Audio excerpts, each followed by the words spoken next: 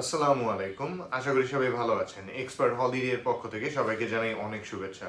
বর্তমান সময়ে যারা অস্ট্রেলিয়া ভিজিটর ভিসার জন্য অ্যাপ্লাই করতে যাচ্ছেন, অর্থাৎ সাব ক্লাস 600 ভিজিটর ভিসা যে ক্যাটাগরি, এই ক্যাটাগরির জন্য অ্যাপ্লাই করার যাদের প্ল্যান আছে, আজকের ভিডিওটা তাদের জন্য করা।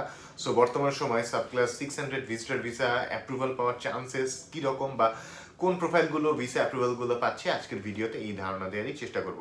সো যারা অস্ট্রেলিয়া নিয়ে ইন্টারেস্টেড, অবশ্যই ভিজিটর ভিসার জন্য তারা পুরো ভিডিওটা দেখার চেষ্টা করবেন। So first of all, Australia visitor visa approval পেতে হলে কিন্তু আপনাকে সার্টেন কিছু ক্রাইটেরিয়া ফুলফিল করতে হবে। ওদের একটা রিকোয়ারমেন্ট আছে, ওই রিকোয়ারমেন্ট অনুযায়ী যদি আপনি এলিজিবল হন তাহলে কিন্তু আপনি ভিসা অ্যাপ্রুভালগুলো পাবেন।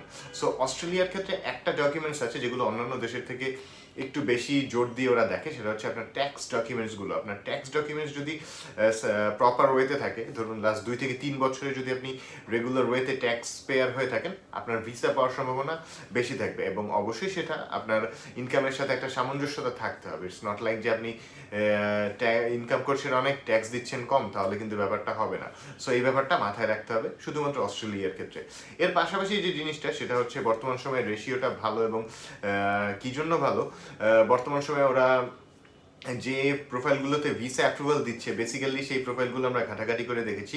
তাদের দুইটা জিনিস খুবই কেয়ারফুলি তারা রেডি করে রেখেছিলেন, বা ওই ধরনের ডকুমেন্টসগুলো তাদের সাফিসিয়েন্ট ছিল। যেমন আপনার প্রফেশনাল ডকুমেন্টস এবং ফাইন্যান্সিয়াল ডকুমেন্টস, এই দুটো ডকুমেন্টসের মধ্যে তাদের একটা সামঞ্জস্যতা ছিল। কীরকম সামঞ্জস্যতা? ধরুন যে জব করছে তার যদি যে স্যালারি যেটা সে বলছে যে প্রতি মাসে তার ইনকাম, এটা ওই ধরনের একটা ট্রানজ্যাকশন এভরি মান্থে তার ব্যাংকে দেখাতে পেরেছে। সো তখন তার ওই যে ইনকাম হচ্ছে সেটা ওদের কাছে ভ্যালিডেট হচ্ছে। আর এরকম যারা আবার বিজনেস করছেন, সেই ধরনের ডকুমেন্টসগুলো তাদের কীরকম ছিল, তাদের প্রোফাইলগুলো ঘাটাঘাটি করে যেটা পাওয়া যায় সেটা হলো আপনি একটা ইনকাম হয় অ্যাপ্রক্সিমেট, বিজনেসের তো কোনো ফিক্স ইনকাম নেই আপনি জানেন, বাট অন অ্যান অ্যাভারেজ একটা ইনকামের কথা আপনাকে বলতে হয় এবং সেটা মেনশনও করতে হয়। সো ওই ধরনের একটা ট্রানজ্যাকশন আপনার গিয়ে ব্যাংক স্টেটমেন্টের মধ্যে থাকতে হয়। সো এই জিনিসগুলো ওদের কাছে গুরুত্বপূর্ণ, কারণ আপনি যখনই একটা প্রপার ওয়েতে আপনার ফাইলগুলো রেডি করবেন, তখন এই ডকুমেন্টসগুলো কিন্তু আপনাকে সুন্দর করে গুছিয়ে দিতে হবে। সো ব্যাংক যখন আপনার সঠিক থাকবে, আপনার প্রফেশনাল ডকুমেন্টস যখন আপনার সঠিক থাকবে, পাশাপাশি আপনি একজন রেগুলার ট্যাক্স পেয়ার হচ্ছেন, তখন কিন্তু আপনি নিজেই বুঝতে পারছেন যে আপনার ভিসা হওয়ার সম্ভাবনা অনেক বেশি থাকবে। এর পাশাপাশি যদি আপনার কিছু কান্ট্রি ভিজিট থাকে, অবশ্যই তার একটা অ্যাডভান্টেজ আপনি পাবেন। বাট জাস্ট অ্যাপ্লাইয়ের পূর্বে নতুন করে কয়েকটা কান্ট্রি ঘুরে এসে অ্যাপ্লাই করবে, এই ধরনের টেন্ডেন্সি আপনি বাদ দিতে পারেন। বিকজ ওটা ঘুরলেও আপনার যে অবস্থা হবে, ওটা ছাড়াও আপনি অ্যাপ্লাই করলে একই রেজাল্ট আসবে। সো আপনি শুধু শুধু অ্যাপ্লাইয়ের পূর্বে যে কস্টিংটা ট্রাভেলের, ওটা না করে ওটা আপনি আপনার ব্যাংকে দেখান, যেটা আপনার ভিসা হওয়ার ক্ষেত্রে বেশি ভূমিকা রাখবে।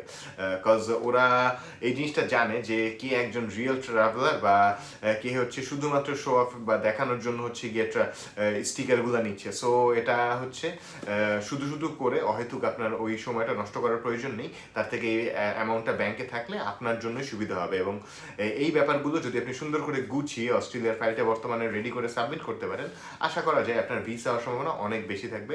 আজকের ভিডিও মূলত এতটুকুই। অস্ট্রেলিয়া ভিসা রিলেটেড যে কোনো ধরনের হেল্পের জন্য চাইলে সরাসরি ভিজিট করতে পারেন আমাদের অফিসে, বা কল বা নক করতে পারেন স্ক্রিনে দেওয়া নাম্বারে। সবাইকে অনেক ধন্যবাদ।